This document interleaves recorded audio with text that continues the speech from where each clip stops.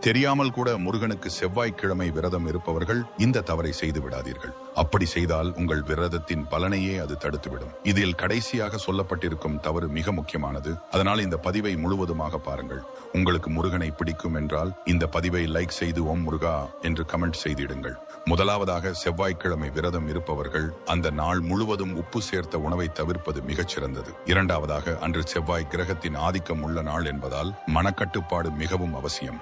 அன்று யாரிடமும் கோபப்படவோ அல்லது வீண் சண்டைகளில் ஈடுபடவோ கூடாது. விரதத்தன்று பிறரை நிந்திப்பதோ அல்லது தீய சொற்களை பேசுவதோ உங்கள் விரதத்தின் முழு புண்ணியத்தையும் அழித்துவிடும். கடைசியாக, விரத நாட்களில் பகலில் தூங்குவதை தவிர்க்க வேண்டும்.